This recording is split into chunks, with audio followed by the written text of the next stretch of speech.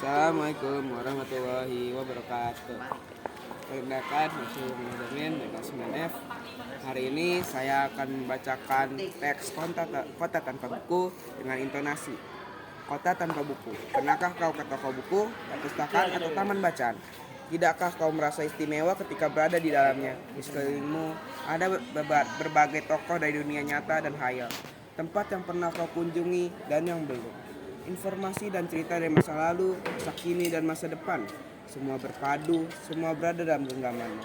Saat berada di antara buku, tidakkah kau merasa menjadi raja dan ratu?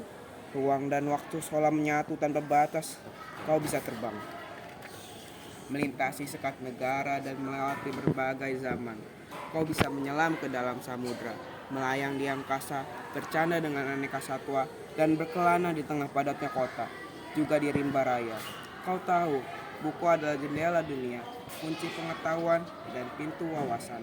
Muhammad Hatta, sang proklamator, berkata, "Aku rela dipenjara asalkan bersama buku. Karena dengan buku, aku bebas. Melalui buku, manusia terbebas dari ketidaktahuan." Tempat-tempat yang dipenuhi buku adalah harapan berkembangnya pengetahuan dan wawasan. Jadinya jika kota tanpa buku, pantaskah dia disebut kota?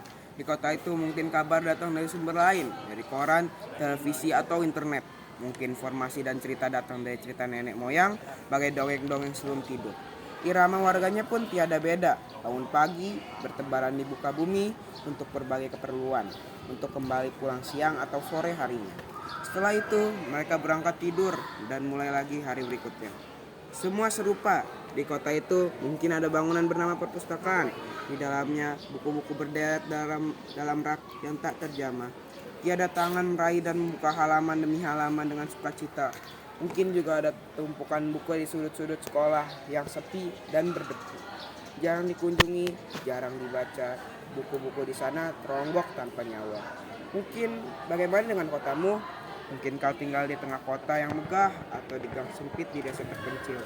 Di sisi pesisir atau di kaki gunung, adakah perpustakaan, taman bacaan, atau toko buku di dekat rumahmu? Jika ada, apakah tempat itu menjadi wadah berkumpulnya anak-anak dan warga, menjadi pusat berkembangnya wawasan dan pengetahuan, atau hanya menjadi pajangan? Maukah kau menjadi orang yang menghidupkannya? Kau bisa mengunjunginya dan mengajak teman-teman membaca dan berbagi cerita di sana. Jadikan tempat itu sumber kegembiraan dan pengetahuan. Jika tempat itu belum ada, maukah kau menjadi orang yang mulai menghadirkannya? Kau bisa memulainya dari sebuah sudut di teras, menghadir rumahmu, ajak teman-temanmu mulai langkah baru.